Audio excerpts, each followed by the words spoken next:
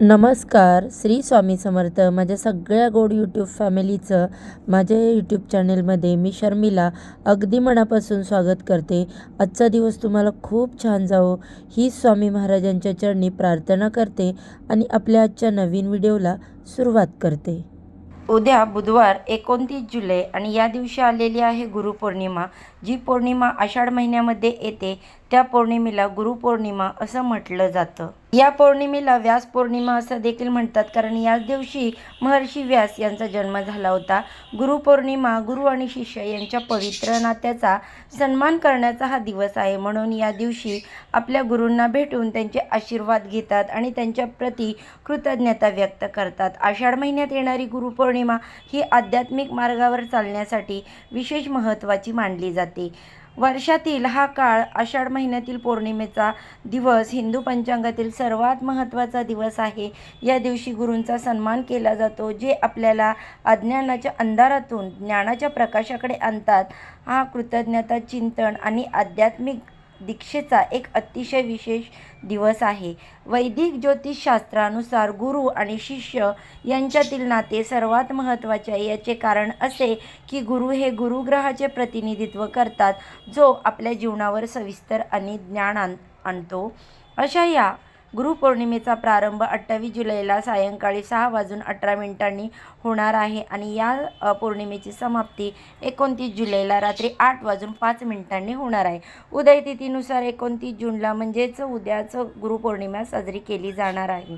पूजेचा शुभ मुहूर्त उद्या सकाळी 5:41 पासून ते 9:05 असणार आहे आणि राहुकाळ जो आहे तर तो दुपारी 12:27 पासून ते 2:08 असणार आहे.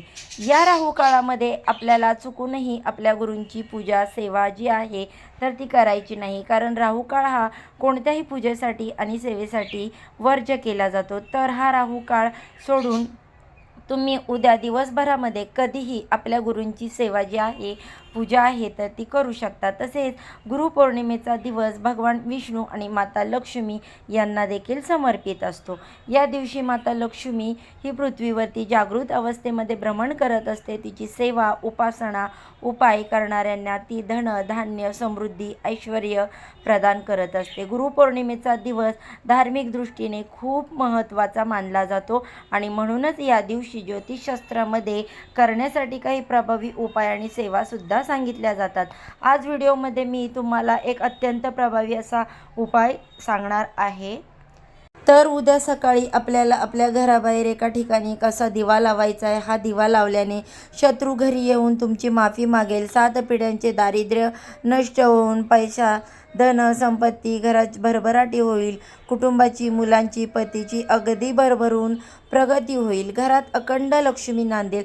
तर असा हा दिवा कुठे लावायचा आहे, कसा लावायचा आहे याबद्दलची संपूर्ण माहिती आज या व्हिडिओमध्ये मी तुम्हाला सांगणार आहे. त्यामुळे व्हिडिओ स्किप न करता शेवटपर्यंत नक्की पहा. चॅनेलवरती पहिल्यांदा नवीन आला असाल तर चॅनेलला सबस्क्राईब करा. बाजूला असणारे बेल आयकॉन प्रेस करा, ज्यामुळे मी जेव्हा पण माझ्या चॅनेलवर नवीन व्हिडिओ अपलोड करेल त्याचे नोटिफिकेशन सर्वात आधी तुम्हाला मिळेल आणि तुम्ही एक पण व्हिडिओ मिस करणार नाही. तसेच कमेंटमध्ये ओम नमो भगवते वासुदेवाय नमः हे लिहायला अजिबात विसरू नका.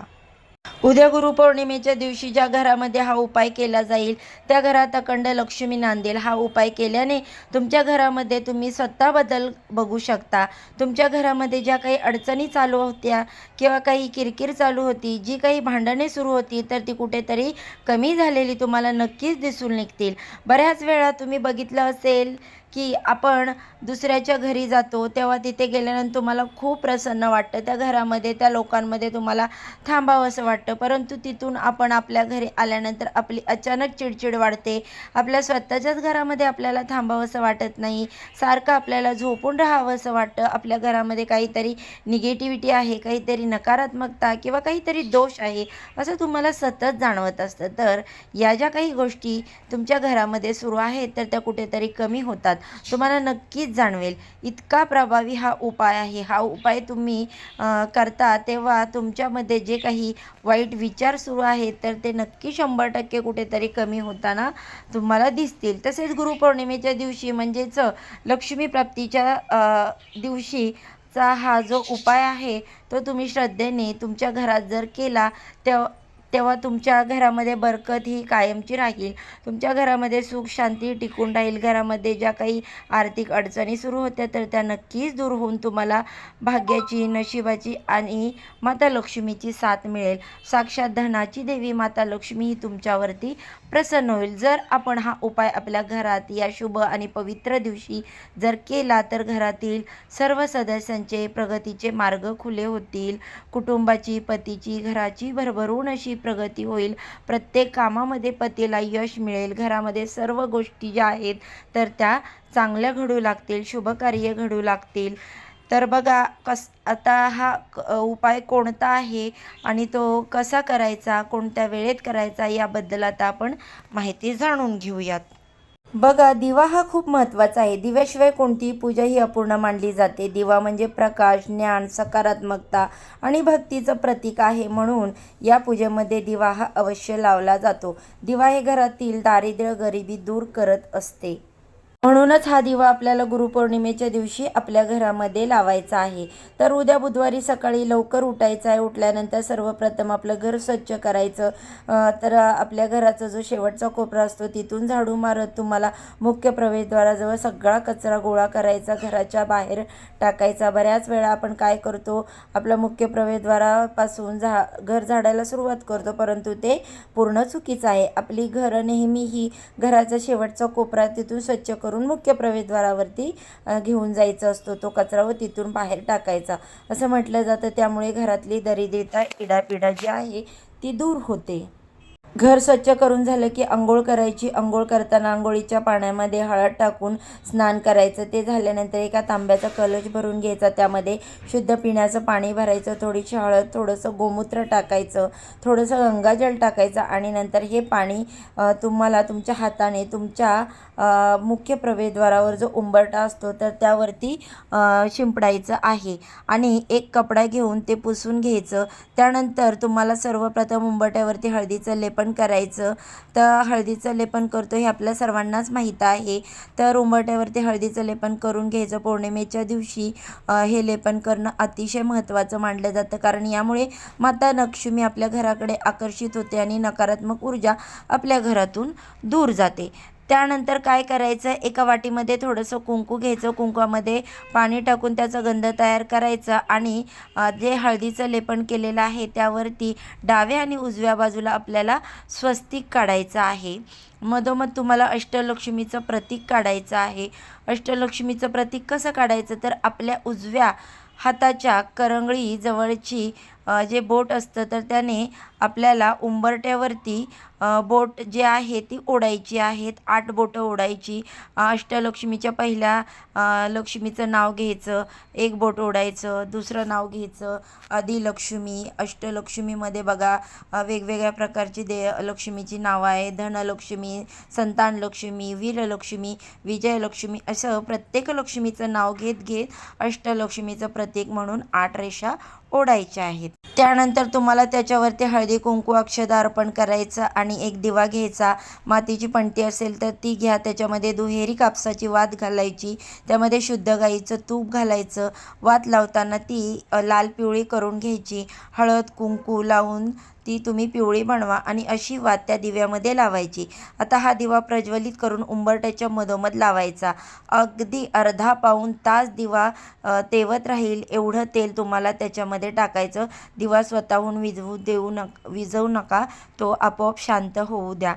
त्यानंतर त्या दिव्यामध्ये तुम्हाला 2 अखंड फुलाच्या लवंगा, 2 हिरवी वेलची टाकायची आणि 1 रुपयाचं नाणं टाकायचं. दिव्याला हळदी कुंकू लावून दिव्याची सुद्धा पूजा करायची. त्यानंतर तुम्हाला काय करायचं, एक लाल रंगाचा कपडा घ्यायचा. त्या लाल रंगाच्या कपड्यामध्ये 2 तुळशीपत्र ठेवायची आणि ते तुळशीची एक काडी ठेवायची आणि ती पोटली तयार करायची. ती तुम्हाला तुमच्या मुख्य प्रवेशद्वाराच्या आतल्या किंवा बाहेरच्या साईडने जिथे कुठे जागा असेल तिथे ती पोटली बांधून ठेवायची. किती दिवस ठेवायची? जोपर्यंत चातुर्मास चालू आहे. चातुर्मास जेव्हा संपेल तेव्हा ती पोटली तुम्ही काढून घ्यायची आणि वाहत्या पाण्यामध्ये विसर्जित करायची. जेव्हा तुम्ही अशा प्रकारे उपाय करता या गुरुपौर्णिमेला तुमच्या उंबरठ्यावरती करा, तेव्हा घरामध्ये कधीच नकारात्मकता किंवा अलक्ष्मी, वाईट शक्ती प्रवेश करणार नाही. कारण तुळस जी आहे तर ती संकट, विघ्न दूर करणारी मानली जाते. त्यामुळे आपल्या कुटुंबावर कधीच वाईट संकट, विघ्न ही येत नाही. जेव्हा असा दिवा आपण उंबरठ्यावरती या दिवशी लावतो तेव्हा आपल्या घरातील अंधार, वाईट शक्तींचा नाश होतो. आपल्या कुटुंबामध्ये, व्यक्तींमध्ये काही नकारात्मकता असेल तर ती सुद्धा या उपायाने नष्ट होते. अष्टलक्ष्मीचं प्रतीक काढल्याने आपल्या घरात अष्टलक्ष्मीचा वास राहतो, तिची सेवा आपल्याकडून घडत राहते आणि म्हणूनच अशा पद्धतीने हा उपाय तुम्हाला करायचा आहे. त्याचबरोबर उंबरठ्याच्या बाहेर तुम्ही लक्ष्मीची पावलं काढू शकता, गोपद्म काढू शकता, छान एक अशी सुंदर अशी रांगोळी काढू शकता. स्वस्तिक काढायचं आहे, त्या स्वस्तिकला देखील तुम्ही हळदी कुंकू अर्पण करा. ओम वैष्णवेय नमः हा मंत्र लिहा. तुम्हाला जितकं होईल तितकी सेवा तुम्हाला उद्या करायची आहे. तर अशा पद्धतीने हा एक दिवा तुम्हाला उद्या गुरुपौर्णिमेच्या दिवशी आपल्या मुख्य प्रवेशद्वारावरती उंबरठ्याच्या मधोमध लावायचा आहे. आता तुमच्या लक्षात आलंच असेल, मी तुम्हाला माहिती अगदी सविस्तर व्हिडिओमध्ये सांगितलेली आहे. चला तर मग या व्हिडिओचा इथेच एंड करते. उद्या अशाच छानशा माहितीसोबत पुन्हा नव्याने भेटू. सर्वांना श्री स्वामी समर्थ. ओम नमो भगवते वासुदेवाय नमः.